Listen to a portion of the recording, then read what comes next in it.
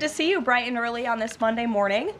As you know, this week marks the first 100 days of the Trump presidency, and President Trump's first 100 days have undoubtedly been the most monumental and historic of any administration in American history.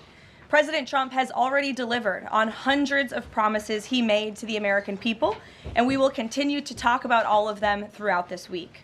Tomorrow, I will host a press briefing at this same time, bright and early again, to highlight the Trump administration's economic accomplishments with our Treasury Secretary, Scott Bessent. And tomorrow night, President Trump will travel to Michigan to discuss all that he has achieved on behalf of the American people. On Wednesday, the president will host an open press cabinet meeting where each cabinet member will discuss their success thus far and their plans for the future. Today, we kick off 100-day week with a focus on the president's historic effort to secure our southern border. Later this afternoon, President Trump will sign an executive order on law and order and another executive order on sanctuary cities. The first EO will strengthen and unleash America's law enforcement to pursue criminals and protect innocent citizens. The second EO is centered around protecting American communities from criminal aliens, and it will direct the Attorney General and Secretary of Homeland Security to publish a list of state and local jurisdictions that obstruct the enforcement of federal immigration laws. After these are signed, the president will have signed more than 140 executive orders already, rapidly approaching the total number signed by the Biden administration over the course of 4 years in office. Speaking of Joe Biden, it was his awful open border policies that recklessly allowed more than 10 million illegal aliens to invade the United States over the past 4 years. Innocent Americans like Laken Riley, Jocelyn Nungray, Rachel Morin, and so many others were viciously murdered at the hands of these illegal aliens as a result of Biden's dereliction of duty. That's why one of President Trump's central campaign promises was to secure the border and end this invasion. In just under 100 days, 99 now to be exact, the president has overwhelmingly delivered on that promise. America's borders are now secure because of President Trump. He has restored the rule of law, enforced our immigration laws, and defended America's sovereignty. The president immediately declared a national emergency on the southern border, deployed the U.S. military and Border Patrol to repel the invasion, and ended reckless catch-and-release policies. The results have been nothing short of extraordinary. Between President Trump's inauguration and April 1 of this month, only 9 illegal aliens were released into the United States, a staggering 99.99% decrease from the more than 184,000 illegal aliens who were released into the country under Biden during the same period last year. The number of unaccompanied illegal alien children arriving at the border has also hit a record low. Total attempted illegal crossings at the southwest border hit a record low in February, only to fall to another new record low again last month in March. Just listen to these incredible numbers. In March 2024, under Joe Biden, Border Patrol encountered approximately 140,000 illegal aliens at the southwest border. 1 year later, in March 2025, under President Trump, Border Patrol encountered just over 7,000 illegal aliens at the southwest border. That's another 95% decrease from the prior year. The first piece of legislation President Trump signed into law was the Laken Riley Act, which requires illegal aliens arrested or charged with theft or violence to be detained. President Trump also reestablished the successful Remain in Mexico policy from his first term to ensure that aliens who arrive at our southern border and claim asylum are returned to Mexico to await their hearings instead of being allowed into our country while they wait. The president has also restarted construction of his signature advanced border wall. More than 85 miles of new border barrier are already in various stages of construction and planning. And Border Patrol, in collaboration with the Department of Defense and the great state of Texas, have deployed 75 additional miles of temporary barriers across the southern border. The Trump administration, as you know, has also ended the disastrous CBP-1 app, which Joe Biden exploited to facilitate the migration of nearly 1 million illegal aliens into the country. The Department of Homeland Security has relaunched this as the CBP Home app to provide illegal aliens in the U.S. a straightforward way to declare their intent to voluntarily depart. For years, Joe Biden's weakness in open border policies allowed vicious cartels to functionally control, through a campaign of terror, rape, and brutal force, nearly all illegal traffic across the southern border. President Trump has put a stop to this, in record time. He designated these heinous cartels as foreign terrorist organizations and invoked the Alien Enemies Act to immediately apprehend, detain, and remove these massive threats who have flooded our country with deadly drugs, violent criminals, and vicious gangs. The Trump administration is working 24/7 to successfully arrest and deport these illegal criminals and foreign terrorists from our communities. We are in the beginning stages of carrying out the largest deportation campaign in American history. Over this past weekend, it was announced that through Operation Tidal Wave, a joint effort between ICE Miami and Florida law enforcement agencies, nearly 800 illegal aliens were arrested during the first 4 days alone. Among those arrested were a Colombian murderer, alleged MS-13 and 18th Street gang members, and a Russian with a red notice for manslaughter. And on the other side of the country, in the early Sunday morning hours, DOJ and DHS together launched a joint raid of an illegal alien underground nightclub used by Tren de Aragua in Colorado Springs, Colorado. DHS took more than 100 illegal aliens into custody, and many drugs and weapons were also seized. Operation Tidal Wave is a preview of what is to come around this country. Large-scale operations that employ our state and local enforcement partners to get criminal illegal aliens off our streets. As always, President Trump and our entire administration are grateful for the courageous law enforcement officers who are putting their lives on the line every single day to protect their fellow Americans and to keep our country safe. After 4 years of being vilified and hamstrung by the Biden administration, heroic ICE and CBP officers finally have a president who has their backs and is allowing them to do the jobs they signed up to do. There's no person who can attest to that more than our incredible border czar here at the White House, Tom Homan, who has dedicated his professional career to protecting our country and enforcing the law. I will let Tom deliver some short remarks, and then we'll open it up for questions today. Thanks for being here, Tom. Thank you. Just a few things. Look, I started in Border Patrol in 1984. I've been at this for over 40 years. I worked for 6 presidents, starting with Ronald Reagan. Every president ever worked for took border security seriously, because you can't have national security if you don't have strong border security. We got to know who's coming in, what's coming in, where's coming in, why it's coming in, right? Even President Obama and President Clinton took some steps to secure the border because they understood national security was important. Joe Biden was the first president in the history of this nation who came in office and unsecured the border on purpose. That's just a fact. We handed the Biden administration, after President Trump's first administration, we handed the Biden administration the most secure border in my lifetime, and he unsecured it on purpose. Now President Trump and this administration here, their success is unprecedented. We beat Trump's first administration on border success.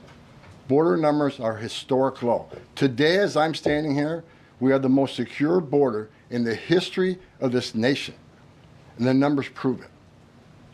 President Trump's policies are saving lives every day. There's been studies done that says 31% of women that make that journey through use of cartels get sexually assaulted. When President Trump has illegal immigration down 96%, when 96% less people are coming, how many women aren't being sexually assaulted by the cartels? How many children aren't dying making that journey? How many women and children aren't being sex trafficked into this nation? How many known suspected terrorists aren't making it into this country? How many pounds of fentanyl isn't getting into this country to kill young Americans? How many women and children aren't sex trafficked? Under Joe Biden, sex trafficking is up 600%. We had 4,000 aliens dying making that journey. We had 250,000 Americans dead from fentanyl that came across an open border. President Trump's policy saves lives every day. Even the border wall saves lives. The people want to hate on the border wall. Every place a border barrier has been built, illegal migration's declined, illegal drug flows decline. But you know what no one talks about?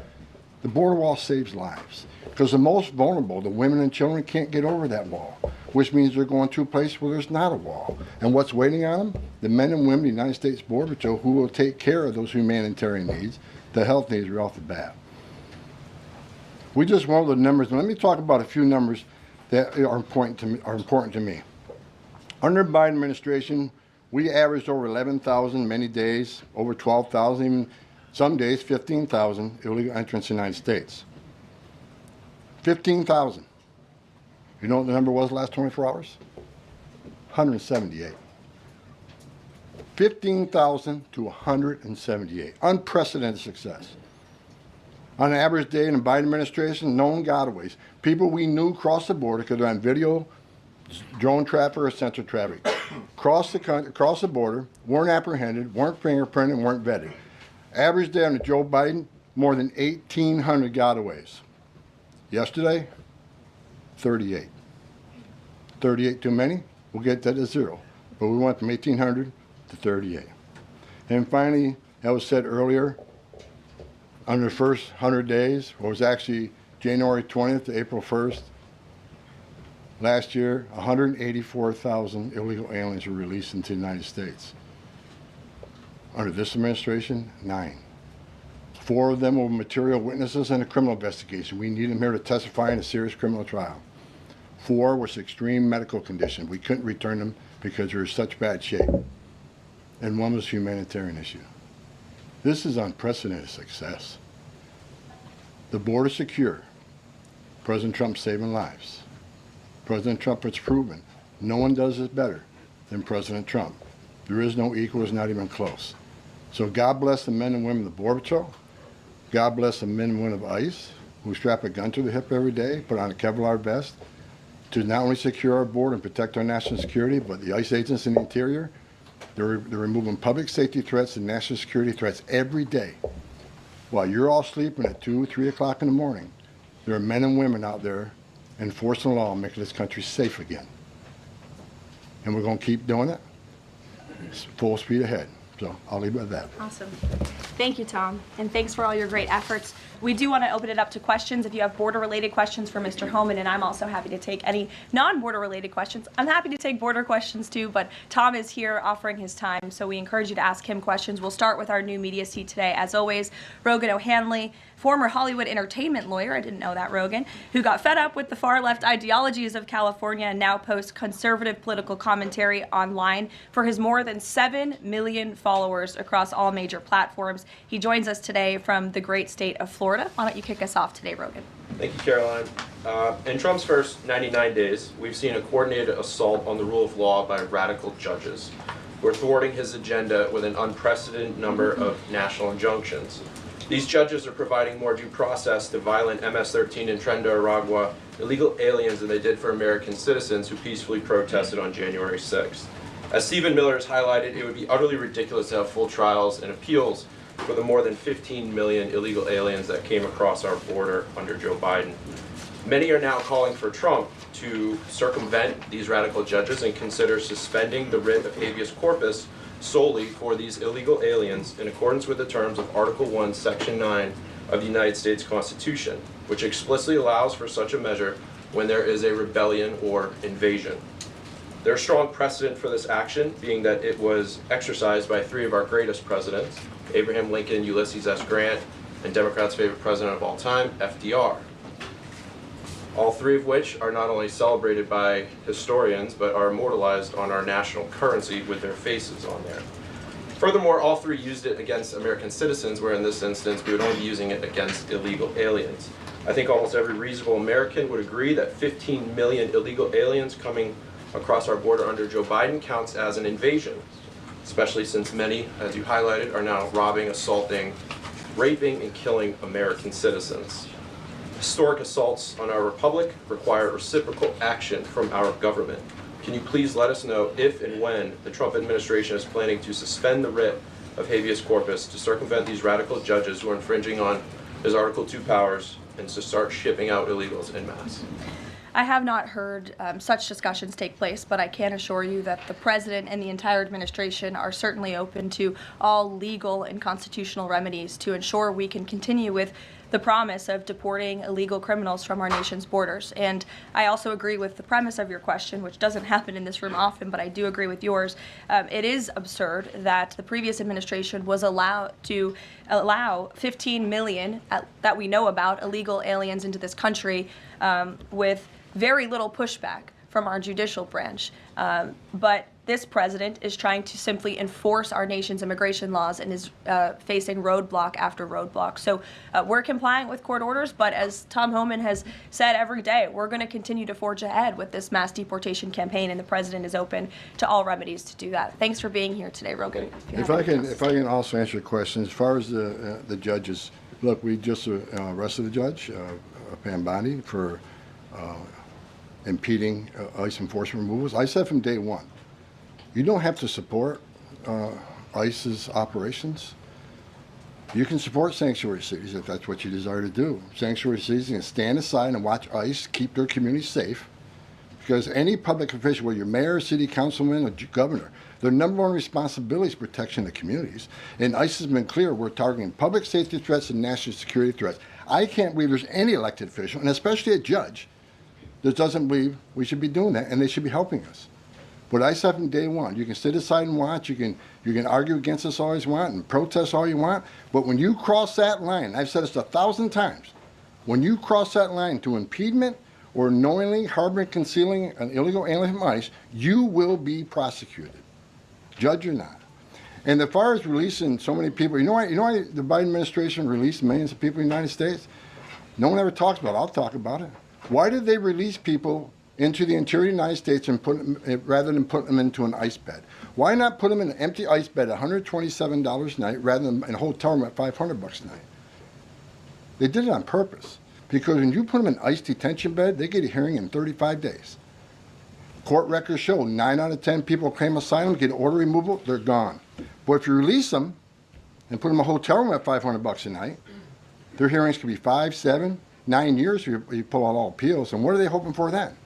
That another Democrat administration is in power. They can award an amnesty to millions. This is about selling this country out for future political power. That's what it was. The law clearly says if you arrive at our border without proper documentation, you shall be detained.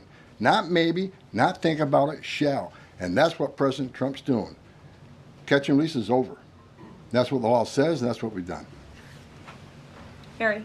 A question on Abrego Garcia, if I can. The president recently said when it comes to facilitating his release, he's leaving that up to his lawyer. So just to be clear, have there been any negotiations between the U.S. and El Salvador over his release or facilitating his release? I will tell you what the president of El Salvador told all of you in the Oval Office. El Salvador does not intend to smuggle a designated foreign terrorist back into the United States. He is an El Salvadorian national.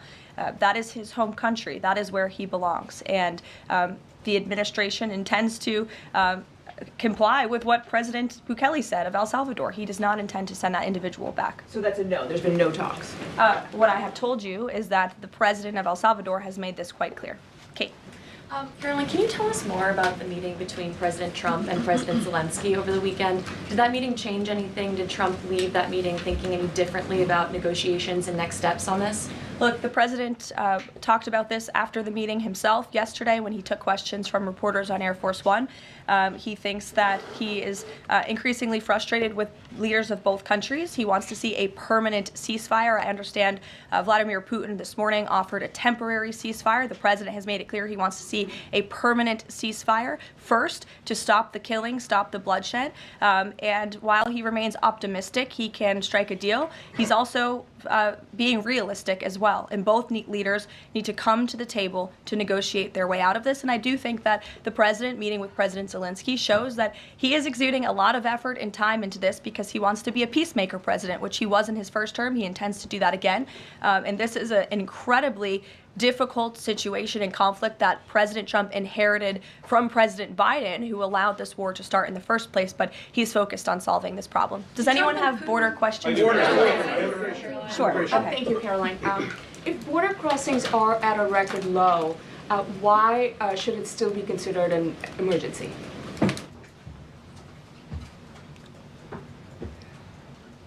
It's because of what has happened in the last administration. We got to ensure that not 1 ounce of fentanyl comes across the border to kill Americans. The president has declared the cartels in Mexico a terrorist organization along with MS-13 TDA. They've killed more Americans than every terrorist organization in the world combined. It's an emergency till we shut it down. It's an emergency till the cartels are wiped off the face of this earth. President Trump's committed to saving every life. Now, I just mentioned gotaways, 38 yesterday. Who are the gotaways? Where do they come from? We had over 2 million gotaways under Joe Biden's administration. Why did 2 million people pay more to get away? Under the Biden administration, you pay a cartel this amount of money to cross the border. Cartel's job ends at the border. Just turn yourself in a green uniform. Get released in 24 hours. Get a free airline ticket to the city of your choice. Get a free hotel room. Get 3 meals a day. Get free medical care. Get work authorization in 90, 120 days, which is the real reason they came here. Why did 2 million people pay more to get away? Because they didn't want to be vetted. They didn't want to be fingerprinted. We've arrested over 400 people on the terrorist watch list coming across the southern border in 4 years. How many of the 2 million came? How many of the 2 million came from countries sponsoring terror? If you think it's zero, then you're ignorant. This is the biggest national security failure this country's ever seen. This is the border emergency until we end it, end all of it. We're making good strides. But right now, it's still an emergency until we shut it down. Go ahead. This is a question for Mr. Homan. Late last week, there were 3 U.S. citizen children who were removed with their mothers who were in the United States illegally. There have been a federal judge in Louisiana who was appointed by President Trump said that he was concerned that there was, quote, no meaningful process. Are you concerned that due process, at least for the U.S. citizen children, is being flouted and that the speed at which the enforcement is being done could lead to errors, as was the case in the Kilmar-Abrego-Garcia case? And then also if you could give an update on the deportation numbers under this administration and whether you're pleased with them. First of all, I don't accept the term error in Abrego-Garcia. There was an oversight. There was a withholding order. But things have changed. The facts around the withholding order have changed. He is now a terrorist. We're seeing the withholding order set aside. And the gang he was fearing from being removed to El Salvador no longer exists. So the facts around that case are totally different. I'll let the lawyers litigate that. But as far as the 3 USC kids, I'd said from day one that if you enter this country legally, it's a crime. If you remain in this country legally and you ignore a judge's order about deporting, if you choose to have a U.S. citizen child, knowing you're in this country legally, you put yourself in that position. You put your family in that position. What we did is remove children with their mothers who requested the children depart with them. This was a parental decision. Parenting 101. The mothers made that choice. And I tell you what, if we didn't do it, the story today would be Trump administration separating families again. No, we're keeping families together. So when a parent says, I want my 2-year-old baby to go with me, we made that happen. They weren't deported. We don't deport U.S. citizens. The parents made that decision, not the United States government. But I don't hear any questions about Laken Riley had a mother. She's never going to see her child again. Rachel Morin, she had 5 children. Those children are never going to see their mom again. This administration is doing the right thing. Every public safety threat we arrest from this country and remove them, this country is much safer. So parents will make a decision what happens to their child. Having a U.S. citizen child does not make you immune from our laws. If that's the message we send the entire world, enter the country legally. It's a crime. Don't worry about it.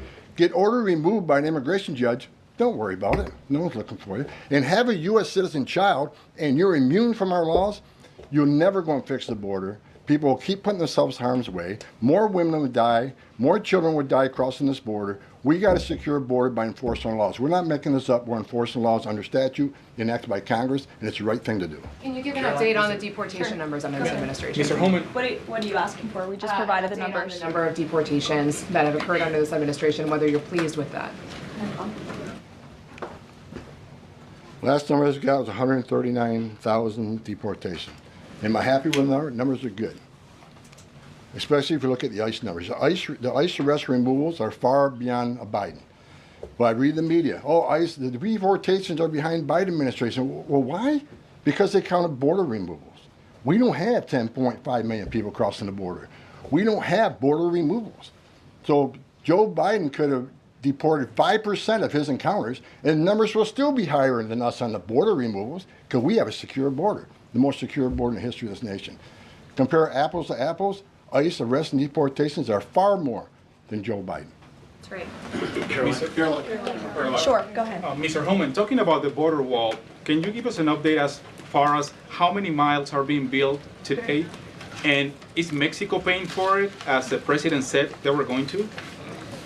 Well, first of all, I'll answer that question because I already answered it in my opening remarks. To date, since January 1st, there's been more than 85 miles of new border wall construction in various stages of that construction and planning. The president has made it clear to Congress that we want to see more funding for not just border wall construction, but also to support our ICE agents and our Border Patrol agents who are on the ground facilitating with this mass deportation effort. So he's clear that Mexico is not going to pay for it? Is that what you're saying? Let's address that. Trump said Mexico will pay for the wall. They have in a roundabout way, have they not? Putting 10,000 military on the northern and southern border, taking the action they did remain in Mexico. They didn't have to do that. They're doing it. Putting military on the southern border. Have moved illegal immigration to a record low. We're saving millions of dollars every day on detention, transportation, removal proceedings. We've more than made up for the cost of that wall because of the actions of Mexico. So is Mexico helping build that wall? Yeah, because we're saving so much money, millions of dollars a day, that we can afford to build that wall. So actually, yes, they're helping to build a wall. John Milner. Thanks a lot, Caroline. Mr. Homan, a question for you. You're the border czar. Can you give an estimate as to how many individuals are in the United States illegally? That's number one, and I'm sure you're very familiar with that number, an estimate. And the second question is, I have a list that the White House put out of individuals, 100 ICE arrests since the beginning of the president's term, and the people are arrested for various very serious crimes. First-degree murder, convicted of rape, convicted of murder and aggravated burglary, sexual assault of a child. How many of the individuals that are in the United States illegally are people like this, really bad people? Well, first of all, how many illegal aliens I think in the United States? At least 20 million. People say, where'd you come up with that number? We've been speaking about 12 million for 20 years. We know we got 10.5 that we know of came to the border. How many don't we know of? I talked about known gotaways at 2 million. How many unknown gotaways we have? Like between the Big Bend sector in Texas where there's no technology, how many 1,000 people did get across through there? We wouldn't know. We would know now. But, you know, so I would venture over 20 million. But your question is, last count, last I looked, there was about 700,000 illegal aliens with criminal charges walking the streets of this country. 700,000. And that's what we're looking for now. That's what we're prioritizing. Them and national security threats.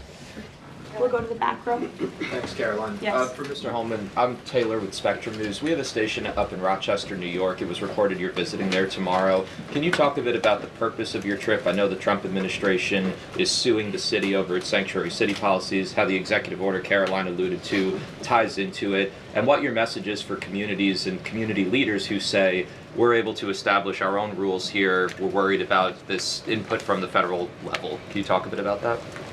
Well, same thing I talked about earlier. I don't think any elected mayor, any elected governor should want public safety threats, those illegally in the United States, public safety threats, walking through the community. And what happened in Rochester, HSI agent called for emergency assistance. Officers of Rochester PD responded to a call from emergency assistance from a federal law enforcement officer. They responded. Then they got disciplined. I don't think anybody can come up with one instance where an ICE agent or Border Patrol agent didn't respond to an emergency call from assistance from any law enforcement agency. Cops need to help cops, especially in an emergency situation. But they got disciplined. And I met those officers down in Nashville soon after that. I think it was a couple of days after it. And I told them I stand with them. They did the right thing. Law enforcement responding to emergency assistance from law enforcement. So I'm going up there to support the men and women of law enforcement, the men and women who carry that badge and gun every day. They're working the streets at 2 a.m. while we're all sleeping. I'm going to give my support, and they just announced a lawsuit, and that's one of many. Sanctuary City is going to be sued on this administration for flouting immigration law. I mean, the law is clear, and they're violating it, and this administration is going to take actions. I'm going up there to show my support of men and women of law enforcement. I started as a cop, and the community. I'm showing support for them. Because the community wants their police officers to be officers too. The communities don't want public safety threats walking around their communities either. And that's what it's all about, and that's why I'm going. Mr. Homan, how close are you to housing migrants at U.S. DoD facilities like Fort Bliss in Texas? Well, we're already housing at Guantanamo. Fort Bliss is being ramped up, so in the very near future. I don't have a timetable because things need to be done, construction needs to be done. We're making sure the facilities are ready to accept. We're making facilities are able to care for the people. They're going to be detained, so I don't know the timeline right now. It changes every day because of various issues, but we're working on it. Are you intending to hold families there, including families with American citizen children? Family residential centers are for families. They're not jails, they're open-air campers built for families, which means they have child psychologists, they have pediatricians. And why family residential centers?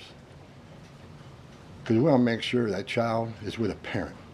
Unlike the last administration who stopped DNA testing,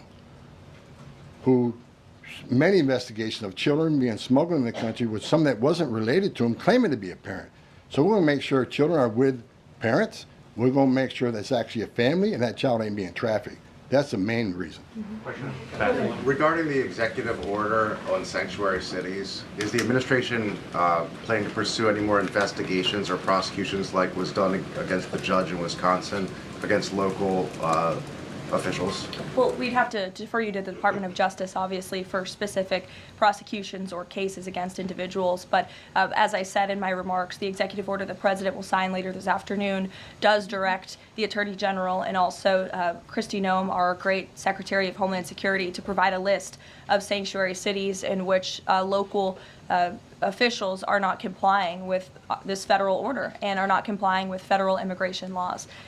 It's quite simple. Obey the law, respect the law, and don't obstruct federal immigration officials and law enforcement officials when they are simply trying to remove public safety threats from our nation's communities. The American public don't want illegal alien criminals in their communities. They made that quite clear on November 5th, and this administration is determined to enforce our nation's immigration laws, and we're happy to provide the text of that executive order, and as I said, the President will be signing it later this afternoon. Sure.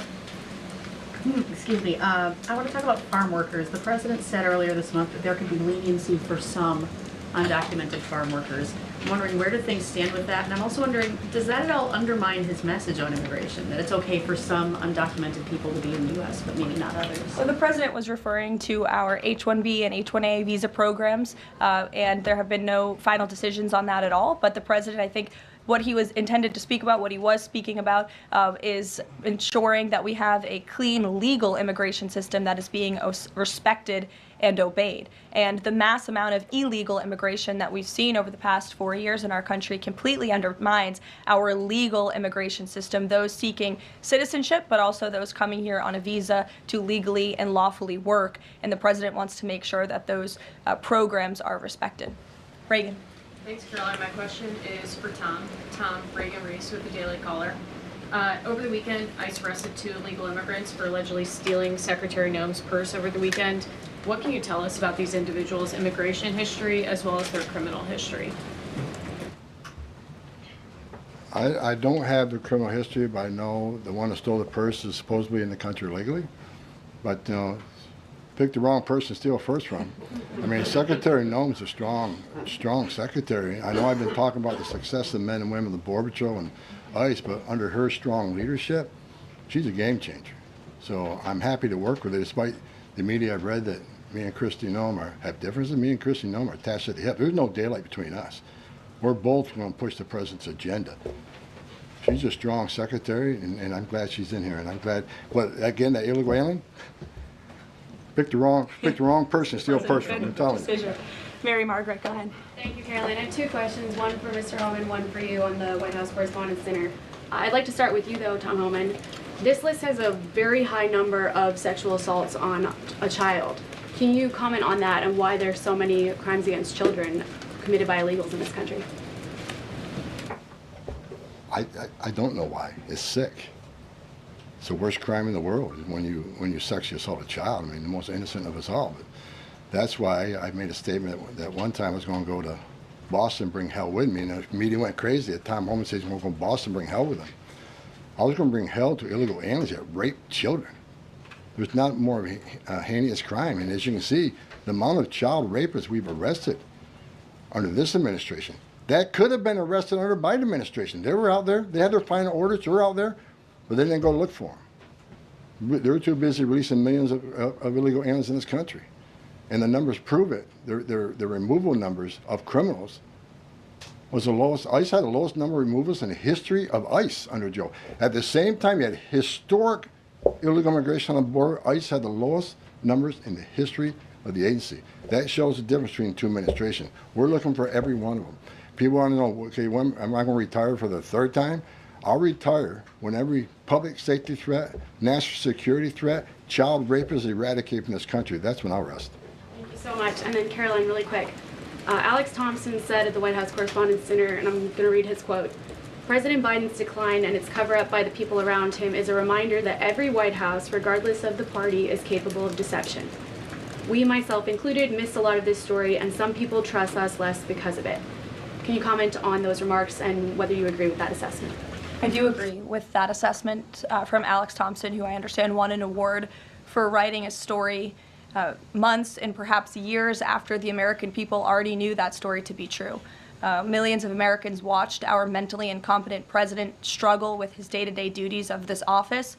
We watched our country be ran into the ground as a result, and nobody in the media wanted to write about that, talk about it. There were many reporters, I will say, right-leaning reporters who did talk about that, who didn't get awards, didn't get coverage. In fact, they were lambasted for their coverage. And I remember being on President Trump's campaign, talking about Joe Biden's clear mental incompetence and being accused by people in this room of manufacturing deep fake videos, trying to persuade the public into not believing what they saw with their own eyes for many years. And I think it's about time the legacy media finally admits that was one of the greatest cover-ups and scandals that ever took place in American history, and certainly it did contribute to the decline in the trust that Americans have for the legacy media.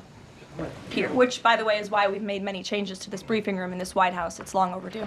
Peter, go ahead. Thank you. A few things. You guys arrested a Milwaukee County Circuit judge for allegedly helping illegal immigrants get away. As you guys look at other judges, would you ever arrest somebody higher up on the judicial food chain, like a federal judge or even a Supreme Court justice? Well, that's a hypothetical question. Again, I defer you to the Department of Justice for individuals that they are looking at or individual cases. But let's be clear about what this judge did. She obstructed federal law enforcement who were looking for an illegal alien in her courthouse. She showed that illegal alien the door to evade law enforcement officials. That is a clear-cut case of obstruction. You don't have to be a lawyer to understand that. And so anyone who is breaking the law or obstructing federal law enforcement officials from doing their jobs is putting themselves at risk of being prosecuted, absolutely. You guys have at least 18 written trade proposals. We still don't know who they are from or what they contain. What is the holdup with that? There's no holdup. We're working around the clock. The trade team is working all day. I was on the phone late last night with Secretary Lutnick. I was on the phone this weekend as well with Secretary Bessent. I mean, the entire team is working 24/7 to get these trade deals done. And I think you'll be hearing more about them this week. I don't want to get ahead of the trade team or the president in announcing potential deals, but certainly I can assure the American public that this administration is full speed ahead in cutting good and fair trade deals on behalf of the American worker. And one more. After the president's Truth Social post, the Browns finally took Shadur Sanders. Does the president think he deserves credit for Sanders getting picked? And does he think going to the Browns is better than being undrafted? Hey, I'm gonna. All I will say is the president put out a statement, and a few rounds later he was drafted. So I think the facts speak for themselves on that one, Peter. We'll go to the back row in the middle, to the blonde. Yes. Caroline. Hello. President Trump has said that Secretary Hegseth will get it together. Does he think that Hegseth doesn't have it together right now? Look, the president has made his position on Secretary Hegseth quite clear. He absolutely has confidence in the secretary's ability to lead the Pentagon. It's why he nominated him for this position. It's why the Senate voted to confirm him in this position. And look at the success that DOD has had thus far. Their successful operation against the Houthi terrorists in the Middle East. You look at the recruitment and retention levels for all branches of our armed forces are on the incline, which is exactly what this president intended to do. true. Secretary Hegseth has completely wiped out DEI from the Pentagon as well. And so he's going to remain focused on standing up for our war fighters, on implementing President Trump's peace through strength foreign policy agenda abroad, and the president supports him in his role.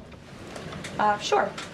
Many are wondering how these 10 or 20 million people are working.